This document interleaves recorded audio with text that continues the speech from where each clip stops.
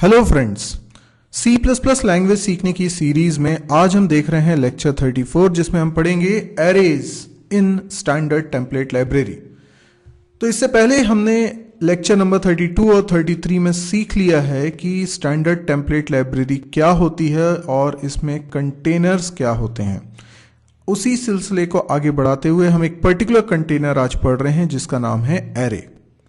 मैं ये एक्सपेक्ट करके चलूंगा कि आपको टेम्पलेट के बारे में मालूम है। इसी वीडियो सीरीज में आप टेम्पलेट का लेक्चर भी देख सकते हैं जो कि पहले आ चुका है। तो टेम्पलेट कॉन्सेप्ट को यूज करके स्टैंडर्ड टेम्पलेट लाइब्रेरी में प्री डिफाइंड क्लासेस मौजूद हैं। इन प्री डिफाइंड क्लासेस को 3 कैटेगरी में डिवाइड किया गया है। एक कैटेगरी कहलाती है कंटेनर्स, एक कैटेगरी कहलाती है एल्गोरिथम और एक कैटेगरी कहलाती है इटरेटर। तो अभी हम लोग सभी को पढ़ने वाले हैं, लेकिन पहले हम कंटेनर्स वाली कैटेगरी को पढ़ रहे हैं, यानी उन क्लासेस को जिनको हम कंटेनर्स बोलते हैं। इसके अंतर्गत आने वाली कई सारी क्लासेस में से एक है एरे क्लास। तो एरे क्लास को आज हम समझने जा रहे हैं। तो आइए स्टार्ट करते हैं। एरे क्या होता है ये आपको ऑलरेडी पता है, आपने सी और सी प्लस प्लस दोनों में ही एरे का कॉन्सेप्ट पढ़ा हुआ है। Array is a linear collection of similar elements, यानी एक जैसे एलिमेंट्स का लीनियर कलेक्शन होता है। तो अगर हम रिवाइज करें कि एरे क्या होता है, तो array is a sequence of blocks, ठीक है। और इन ब्लॉक्स में एक जैसी वैल्यू ही रखी जाएंगी, इसलिए ये ब्लॉक्स ग्रुप ऑफ वेरिएबल्स हैं। तो ये एक वेरिएबल हो गया, ये दूसरा वेरिएबल हो गया, ये तीसरा हो गया, ये चौथा हो गया, ये पांचवा हो गया। ऐसे करके हमें जितने वेरिएबल्स बनाने हैं उतने वेरिएबल्स बनाते हैं और हर एक वेरिएबल को एक इंडेक्स नंबर के द्वारा हम एक्सेस कर पाते हैं। तो array is a linear collection of similar elements. अब ये सिमिलर एलिमेंट्स या तो सारे इंट होंगे, या सारे फ्लोट होंगे, या सारे कैर होंगे, या जरूरी नहीं कि प्रिमिटिव टाइप के ही हों, ये नॉन प्रिमिटिव टाइप के भी हो सकते हैं। यानी या तो ये सारे स्टूडेंट होंगे, या ये सारे बुक होंगे, या एम्प्लॉय होंगे, या कस्टमर होंगे, यानी कोई भी प्रिमिटिव या नॉन प्रिमिटिव टाइप के होंगे। पर जिस टाइप का ये पहला वेरिएबल होगा उसी टाइप के ये बाकी सारे वेरिएबल्स भी होंगे। तो एरे सिमिलर एलिमेंट्स का कलेक्शन है। Array container is basically a static array. तो स्टैंडर्ड टेम्पलेट लाइब्रेरी में एक प्री डिफाइंड क्लास है जिसका नाम है एरे, और उसका नाम स्मॉल लेटर्स में लिखा जाएगा एरे। ये एक प्री डिफाइंड क्लास का नाम है। अब ये क्लास टेम्पलेट की मदद से बनी है। आपको मालूम है टेम्पलेट कैसे बनता है? ओके, तो ये जब टेम्पलेट बनाया गया होगा तो लिखा होगा, जैसे कोई भी क्लास बनाते हैं उसमें टेम्पलेट कैसे बनाते हैं, तो हम सबसे पहले लिखते हैं keyword template. Okay, template keyword के बाद हमने लिखा प्लेस होल्डर्स, जैसे x और y, 2 प्लेस होल्डर्स बना लिए। और फिर हम क्लास बना रहे हैं, और किसी ने ऐसी क्लास बनाई होगी एरे, ठीक है। अगर आपने टेम्पलेट टॉपिक नहीं पढ़ा है तो आपको ये लाइन समझने में दिक्कत जाएगी, इसलिए आप टेम्पलेट जरूर पढ़ लीजिएगा। तो ये मैंने क्लास एरे नाम की क्लास बना ली, ठीक है।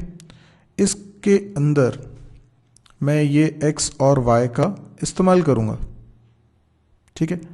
तो ये x क्या है? Place holder. अब जब भी इस एरे का ऑब्जेक्ट बनेगा तो कैसे बनाया जाएगा? एरे का ऑब्जेक्ट बनाने के लिए जैसे हम ऑब्जेक्ट बनाते हैं तो क्लास का नाम लिखते हैं और फिर उसके तुरंत बाद हम ऑब्जेक्ट का नाम लिख देते हैं। जैसे मैंने कहा ऑब्जेक्ट, ठीक है, तो मैंने इस तरीके से लिख लिया। पर ऐसे नहीं बनाया जाता ऑब्जेक्ट अगर वो क्लास टेम्पलेट क्लास है। उसके लिए हमें बीच में कुछ लिखना भी पड़ता है। कहाँ? इस जगह पर। क्या लिखा जाएगा उसको देखते हैं। तो मैं इस पोर्शन को मिटा देता हूं और यहां पर मैं फिर से लिखता हूं। तो यहां पर हम पहले एंगुलर ब्रैकेट में x और y की वैल्यूज मेंशन कर रहे हैं, ठीक है। जैसे मैं यहां पर मेंशन कर रहा हूं इंट, तो ये प्लेस होल्डर है, ये डेटा टाइप, ठीक है। और यहां पर वैल्यू मेंशन कर रहा हूं कुछ, जैसे कि मैंने 4 मेंशन करी, ठीक है। और इसके बाद मैंने लिखा ऑब्जेक्ट, ठीक। तो बेसिकली क्या हुआ इससे, मैं इस कोड को यहां से हटा रहा हूं अब, क्योंकि ये कोड प्री डिफाइंड है, ठीक है ना, ये कोड प्री डिफाइंड है। तो देखिए इससे ये हुआ कि एक एरे बन गया जिसके अंदर 4 एलिमेंट्स रखने की जगह। क्यों 4? क्योंकि आपने यहां लिखा है 4, 5 होता तो ये एरे का साइज 5 हो जाता। तो ये जो चीज होती है ये आप देते हो साइज ऑफ एरे, यानी कितने एलिमेंट्स उसके अंदर बनेंगे, साइज ऑफ एरे। आप अभी एलिमेंट्स रख नहीं रहे हो, आपने सिर्फ एरे बनाया है और ये बता रहे हो type of each element, type of element,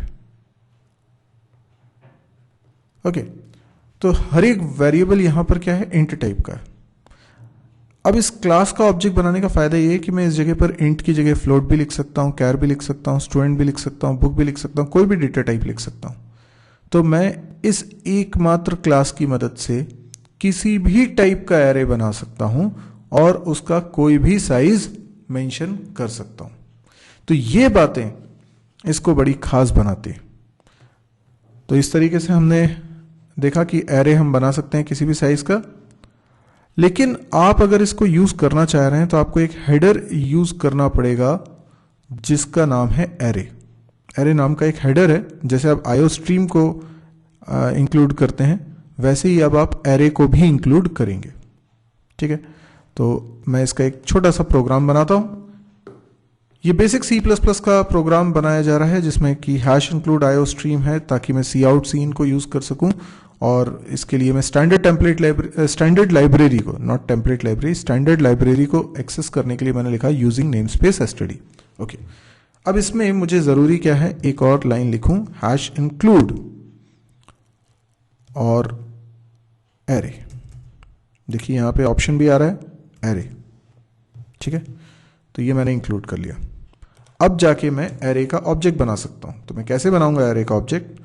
array का ऑब्जेक्ट बनाने का तरीका अभी मैंने आपको बताया, आप चाहें तो उसका सिंटेक्स एक बार फिर देखें। आप लिखेंगे पहले एरे, उसके बाद एंगुलर ब्रैकेट में एरे में एक एक एलिमेंट किस टाइप का होगा वो टाइप बताएंगे और उसके बाद बताएंगे एरे का साइज। उसके बाद जो भी एरे का नाम यानी इस क्लास का ऑब्जेक्ट का नाम रखना चाहते हैं वो रख लीजिए। यानी एरे क्लास का एक ऑब्जेक्ट एक एरे है, उसके अंदर हम लिस्ट ऑफ वैल्यूज रख सकते हैं। तो यहां पर जैसे मैं बना रहा हूं, ये पूरा एक ऑब्जेक्ट है, ये पूरा एक है और इसका नाम क्या है, ओबीजे, ठीक है। अभी मैं नाम कुछ और रखूंगा, लेकिन देखिए मैंने लिखा एरे और फिर एंगुलर ब्रैकेट में लिख रहा हूं इंट और मैंने लिख दिया 4, यानी 4 क्या है, 4 है नंबर ऑफ एलिमेंट। आप 4 इंट के साइज से कंफ्यूज मत होइए कि इंट 4 बाइट्स का होता है। मैं यहाँ 3 लिख दूंगा, 3 लिख दूंगा मतलब इस एरे में 3 वैल्यूज मैं रख सकता हूं, ठीक है। 5 लिख दूंगा मतलब मैं 5 वैल्यूज इसके अंदर रख सकता हूं। और मैंने नाम रखा डेटा एरे। डेटा एरे क्या है, इस ऑब्जेक्ट का नाम, ठीक है। ये बन गया, ओके। तो ये हमारे को सिंटेक्स समझ में आया। अब हम बात कर रहे हैं कि चाहे तो डिक्लेयर करते वक्त इनिशियलाइज भी कर सकते हैं, पर अभी क्या हुआ है देखिए, मैं इसको एक बार फिर समझाता हूं। अभी जब हमने कोडिंग करी और कोडिंग में ये लाइन लिखी तो इससे क्या हुआ, डेटा एरे नाम का एक ऑब्जेक्ट बन गया। डेटा एरे नाम का ऑब्जेक्ट, ये रहा डेटा एरे नाम का ऑब्जेक्ट, ठीक है। इसका नाम है डेटा एरे और इसके अंदर हम 5 वैल्यूज रख सकते हैं इंट टाइप की। तो इसके अंदर एक्चुअल में एक एरे है जिसमें हम 5 वैल्यूज रख सकते हैं, इंडेक्स 0 1 2 3 4। अगर हम सोचते हैं कि इसको हम बनाते वक्त ही इनिशियलाइज भी कर दें, तो जैसे आप एरे को इनिशियलाइज करते थे वैसे ही करिए। असाइनमेंट ऑपरेटर, करली ब्रैकेट, और मैं कुछ वैल्यूज लिख रहा हूं जैसे 11 22 33 44 55। अब ये जरूरी नहीं है कि 5 साइज का एरे है तो आप 5 ही वैल्यू इनिशियलाइज करें, आप कुछ कम वैल्यूज भी इनिशियलाइज कर सकते हैं, पर अभी मैंने 5 वैल्यूज इसमें रख दी। तो क्या हुआ, इस एरे के अंदर यहां पर 11 स्टोर हो गया, यहां 22 स्टोर हो गया, यहां 33 स्टोर हो गया, यहां 44 स्टोर हो गया, और यहां 55 स्टोर हो गया। ठीक है, अभी मैं इसको रन करके देखता हूं, है ना। अभी वैसे कुछ आउटपुट तो आएगा नहीं, राइट, आउटपुट नहीं आएगा, लेकिन देखिए मैं रन करके बता रहा हूं, एक एरर जरूर आ रही है। अब ये मैं इसलिए आपको बता रहा हूं कि ये एरर आपके कंप्यूटर पे भी आ सकती है। देखिए एरर मैसेज क्या दे रहा है, एरर मैसेज दे रहा है कि this file requires compiler and library support for the ISO, पूरा पढ़ लीजिए, ISO C++ 2011 standard. This support is currently experimental and must be enabled with the -std equals to C++11। Basically क्या है कि जो कंपाइलर के स्टैंडर्ड्स हैं वो अपडेट होते रहते हैं। तो जो लेटेस्ट अपडेशन हुआ है 2011 में, उसको हम बोलते हैं C++11। तो C++11 वाले स्टैंडर्ड्स अभी इनेबल्ड नहीं है इसमें, तो हो सकता है आपके सिस्टम में भी ऐसी दिक्कत हो और इस तरह का एरर मैसेज आए। अब मैं आपको बताता हूं इस तरह का एरर मैसेज दूर कैसे करना है। तो पहले तो हमें एरर मैसेज समझ में आया कि एरर मैसेज क्या है। आप इस स्क्रीन को पॉज करके भी इस एरर मैसेज को पढ़ सकते हैं। यहाँ पे अभी C++ 2011 स्टैंडर्ड सपोर्टेड नहीं है और इस फाइल को चलने के लिए उसके सपोर्ट की ज़रूरत है। तो देखिए आप क्या करेंगे, आप ये ऊपर सेटिंग्स का ऑप्शन रहता है, देखिए ये जो मीनू बार आपको ऊपर दिखाई दे रहा है उसमें एक सेटिंग्स का ऑप्शन है, आप उस पर क्लिक करिए। उस पर क्लिक करने के बाद आप कंपाइलर पे क्लिक करिए। ठीक है, देखिए यही चीज़ मैं यहाँ सॉल्यूशन में आपको बता रहा हूँ कि सबसे पहले आप सेटिंग्स पे जाइए, उसके बाद आप कंपाइलर पे जाइए। ये हम गए तो एक नई विंडो ओपन हो गई थी, ये है वो नई विंडो। अब क्या करना है, अब हमें इसमें कंपाइलर सेटिंग्स टैब पे जाना है और उसके अंदर कंपाइलर्स फ्लैग टैब पे जाना है। तो कंपाइलर सेटिंग टैब, ये देखिए बहुत सारे टैग्स दिख रहे हैं, टैब्स दिख रहे हैं, उन टैब्स में से कंपाइलर सेटिंग्स टैब्स पे क्लिक करेंगे। उसके बाद उसके अंदर हमारे पास फिर 3 टैब्स दिख रहे हैं, हम कंपाइलर फ्लैग टैब को ओपन करेंगे। अब आप इसके अंदर देखिए बहुत कुछ लिखा हुआ है, इसमें से एक पर्टिकुलर लाइन को आपको ढूंढना है जिसमें लिखा है std C++11, ये वाली लाइन, इस लाइन को चेक करना है, बस इतना ही करना है। ओके पे क्लिक कर दीजिए, आप नीचे ओके की बटन है, आप इसको क्लिक कर दीजिए। अब क्या होगा, अब आप इस प्रोग्राम को कंपाइल रन कर सकते हैं। तो मैं इसको कंपाइल रन करता हूं, अब कोई एरर नहीं आएगी और ये प्रोग्राम रन हो पा रहा है। अभी आउटपुट में कुछ नहीं आएगा क्योंकि हमने कुछ सी आउट स्टेटमेंट नहीं लिखा है। अब मैं सी आउट स्टेटमेंट लिख के इनकी वैल्यूज को प्रिंट कराऊंगा। ओके, अब हम देखते हैं एरे क्लास के कुछ मेंबर फंक्शंस के बारे में। मेंबर फंक्शंस और भी हैं, लेकिन हम कुछ खास जो बहुत ज़्यादा यूज में आते हैं वो मेंबर फंक्शंस को यहाँ सीखने जा रहे हैं। तो ये वो लिस्ट है मेंबर फंक्शंस की जिनको हम आज के लेक्चर में कवर करने वाले हैं। तो सबसे पहले हम स्टार्ट करेंगे एट फंक्शन के द्वारा। एट वो मेंबर फंक्शन है जिसकी मदद से हम एरे के अंदर रखी वैल्यूज में से किसी वैल्यू को फेच कर सकते हैं। फॉर एग्जाम्पल, मैं अगर इस एरे के अंदर से कोई वैल्यू प्रिंट कराना चाहता हूं तो मैंने लिखा सी आउट और फिर मैं एरे का नाम लिख रहा हूं, क्या नाम है, डेटा एरे डॉट। इसके बाद बहुत सारे फंक्शंस हैं इसके पास, उसमें से एक फंक्शन हम यूज कर रहे हैं एट, और उस फंक्शन के अंदर हम पास कर रहे हैं इंडेक्स नंबर। तो इंडेक्स नंबर 0 से स्टार्ट होते हैं। अगर मैंने यहां पे 2 लिख दिया, सोचिए जरा, तो मैं कौन से एलिमेंट की बात कर रहा हूं? तो इंडेक्स नंबर 2 पे कौन सा है? 11 तो 0 इंडेक्स पे है, 22 इंडेक्स 1 पे है और 33 इंडेक्स 2 पे है। तो ये क्या रिटर्न करके देगा? एट फंक्शन रिटर्न करके देता है इस इंडेक्स पर जो उसमें पास किया आपने 2, इस इंडेक्स पर क्या वैल्यू रखी हुई है वो रिटर्न करता है। तो बड़ा ही सिंपल सा फंक्शन है लेकिन बहुत काम का है। अब मैं रन करूंगा, आउटपुट आना चाहिए 33 क्योंकि इंडेक्स नंबर 2 पे रखा हुआ है 33। तो आप देख सकते हैं इसका आउटपुट में ये 33 आ रहा है, जिसका मतलब हुआ कि ऐड फंक्शन हमको समझ में आ गया। तो ये ऐड फंक्शन हो गया। अब अगर हमने कोई ऐसा इंडेक्स दे दिया जो रेंज के बाहर है तो क्या होगा? यानी मैं कहना चाहता हूं कि यहां पर 5 ही एलिमेंट्स है तो आखिरी इंडेक्स होगा 4। हमने गलती से यहां पर दे दिया 5, तो अब 5 तो कोई इंडेक्स इस एरे में नहीं है। अब ऐसे में अगर मैं इसको रन करता हूं तो क्या होता है? तो रन टाइम पे एक एरर मैसेज आता है और ये जो एरर मैसेज आ रहा है इसके कारण प्रोग्राम टर्मिनेट भी हो रहा है। तो terminate called after throwing an instance of out of range.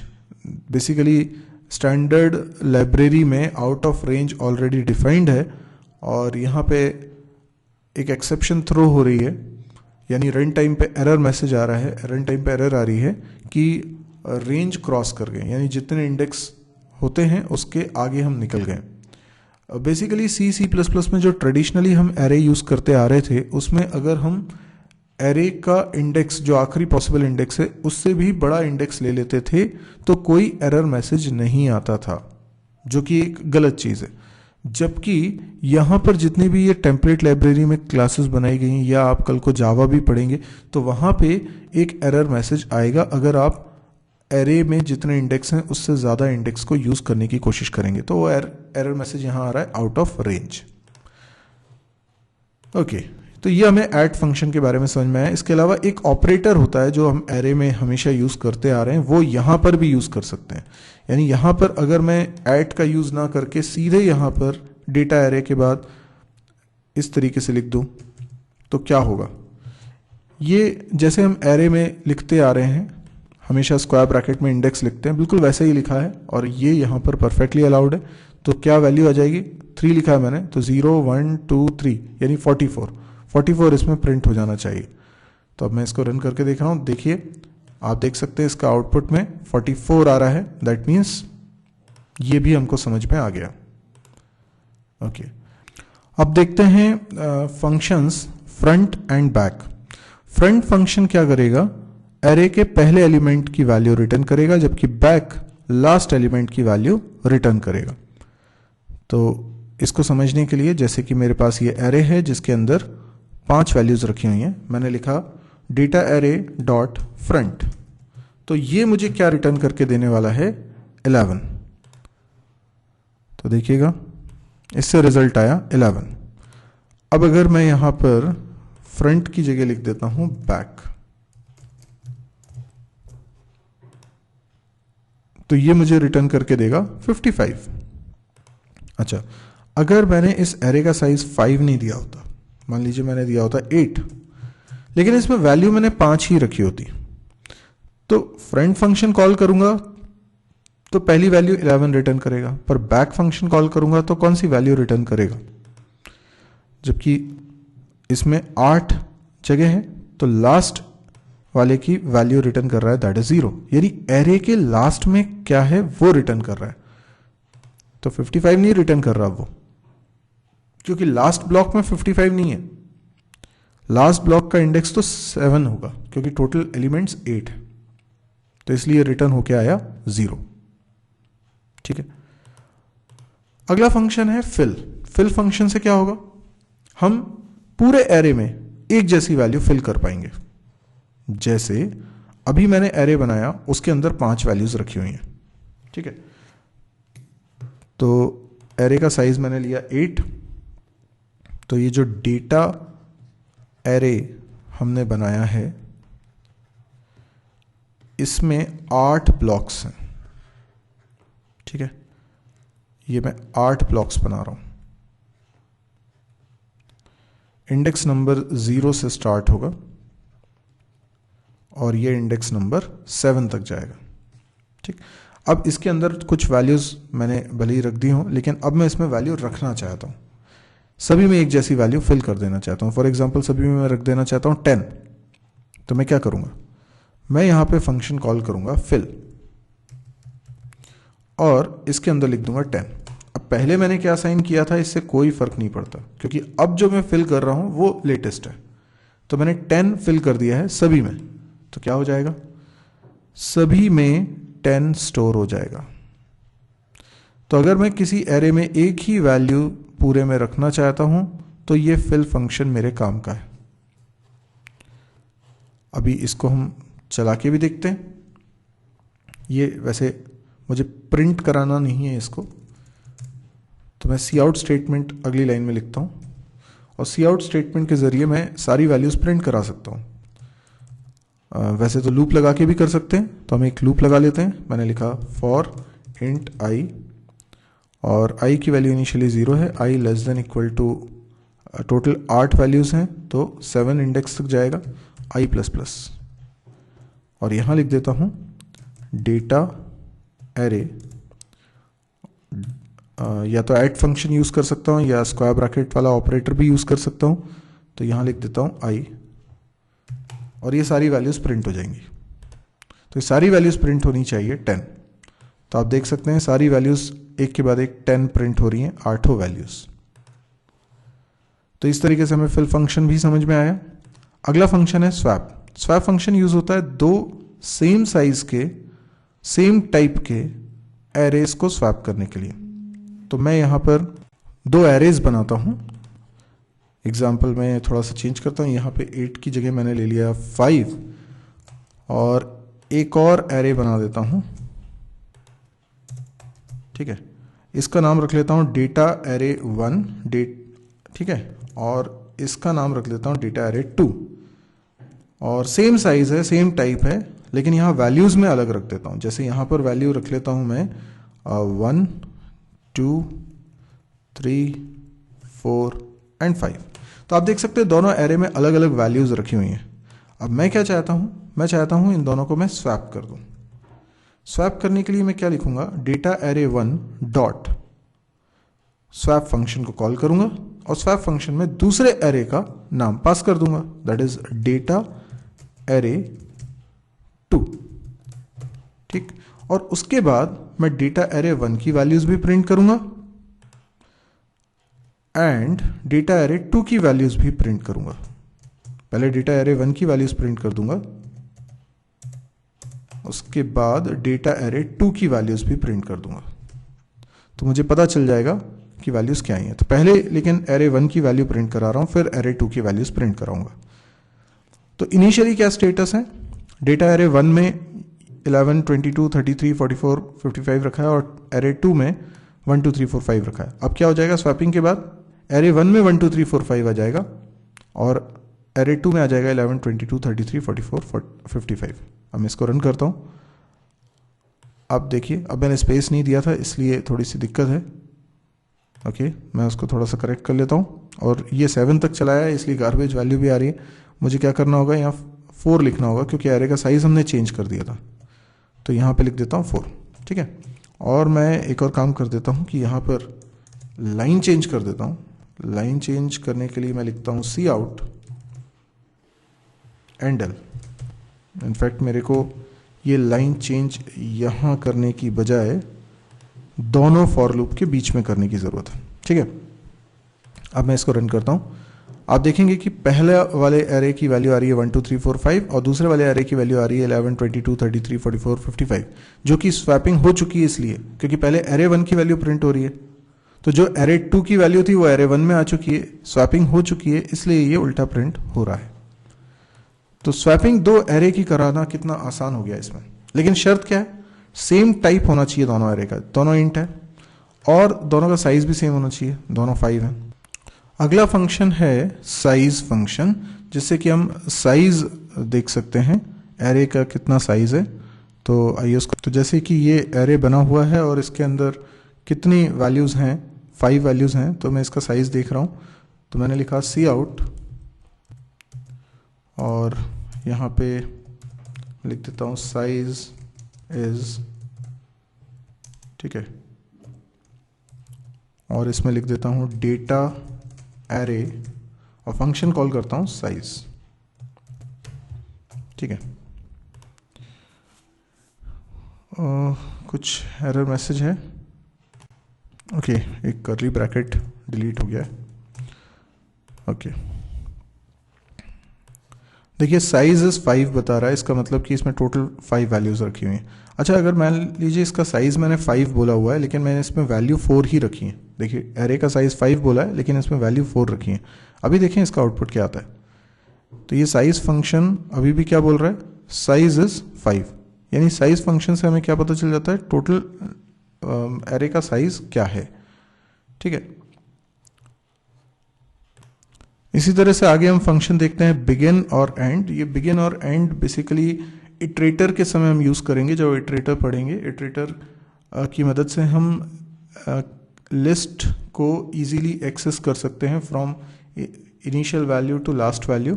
तो बिगिन नाम का फंक्शन हम यूज़ करते हैं ताकि इटरेटर पॉइंट करने लगे पहले एलिमेंट को, और एंड फंक्शन को यूज़ करते हैं ताकि इटरेटर पॉइंट करने लगे आखिरी एलिमेंट के भी बाद को, यानी आखिरी एलिमेंट जहाँ रखा है उसके बाद वाले पोर्शन को एंड पॉइंट करेगा। अब इस चीज़ को हम डिटेल में पढ़ेंगे जब हम इटरेटर्स पढ़ेंगे। यदि आपको ये लेक्चर पसंद आया हो तो आप इसको लाइक करिए। यदि आपको लगता है कि इस तरह के और वीडियोस आप देखने में इंटरेस्टेड हैं तो आप इस चैनल को भी सब्सक्राइब करिए। मेरी एक वेबसाइट है www.mysurgy.com। इस वेबसाइट पे आपको C++, डेटा स्ट्रक्चर, DBMS, जावा, PHP, MySQL इन सब के वीडियो सीरीज़ मिलेगी। पूरा कोर्स आप वीडियो लेक्चर्स के द्वारा कर सकते हैं। इसके अलावा कैंपस प्रिपरेशन से related videos and programming exercise से रिलेटेड वीडियोस भी आपको इस साइट पे मिलेंगे। अभी इस साइट पे एक नया सेक्शन भी स्टार्ट हो रहा है जिसमें मैं ब्लॉग्स लिख रहा हूँ, जिसमें आपको कुछ और टेक्निकल अवेयरनेस प्रोवाइड करने की कोशिश करूँगा। आपको यदि ऐसा लगता है कि ये वर्थ है, क्योंकि सारे वीडियो लेक्चर्स हिंदी में हैं और जो कुछ भी कंटेंट मैं यहाँ प्रोवाइड कर रहा हूँ फ्री ऑफ कॉस्ट है, तो आप प्लीज़ इसको शेयर भी करिएगा। शेयर इसलिए करिएगा क्योंकि जैसे ये आप तक पहुँचा है, बहुत सारे लोगों को इसकी ज़रूरत है, तो आप उन तक इसको पहुँचाइए। मैं इसकी मार्केटिंग नहीं कर पाऊँगा, क्योंकि मैं ये सब कुछ आपको फ्री में प्रोवाइड करना चाहता हूँ। यदि मैं इसकी मार्केटिंग करूँगा सब तक पहुँचाने के लिए, तो फिर मुझे इन वीडियोज़ को चार्जेबल बनाना पड़ेगा, जो कि मैं नहीं चाहता हूँ। इसीलिए मैं चाहता हूँ कि आप ही लोग इसको जितना हो सके स्प्रेड करें। Thank you.